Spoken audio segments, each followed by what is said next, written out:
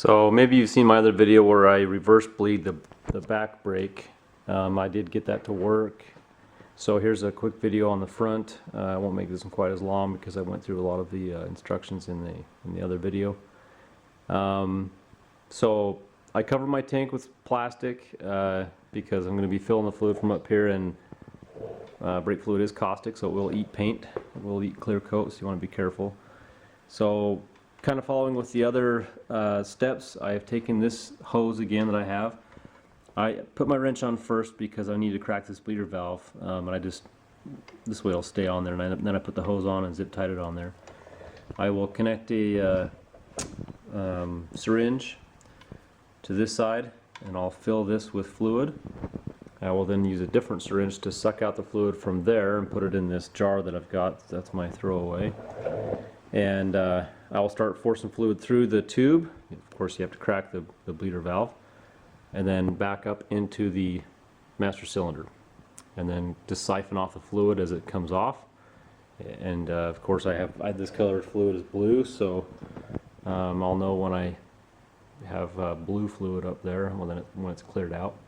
And then I will close this bleeder valve, switch to the other caliper, and do just a little bit more because I would have replaced most of the fluid, but I'll pump some more fluid back up there as well, just to clear out that other half of that line.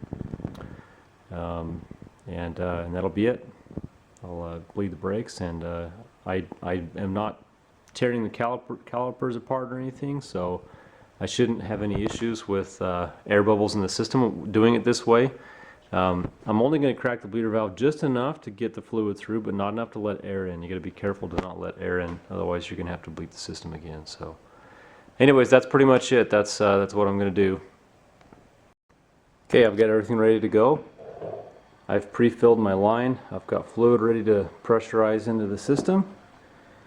I've already sucked out the fluid up in the reservoir up here and put it down in my catch jar down there. So what I'll do is we'll go ahead and crack the bleed valve a little bit. And again, I want to do as little as possible. Sorry.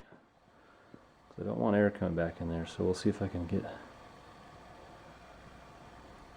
depending on how much feedback I get on this, I might have to. And I zip tied this to the lever so I could do this with one hand here. So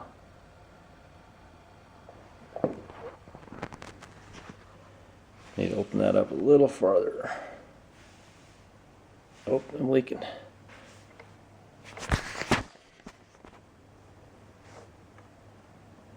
There we go. So I've got fluid flowing in, so I should see this rise a little bit. Of course, it's not going to change color for a while. But anyways, that's the first step. So I just put in a full syringe there. I will then close that so air doesn't go in, and then I'll refill this. Just keep cycling that fluid and keep pulling off this old dirty fluid until I get this full color. So a rag down here to catch that stuff. And that's it. You should be able to do a full reverse bleed that way. In fact, look, it's already blue underneath. So it's already changing color a little bit. So it doesn't take a lot of fluid. All right, thanks.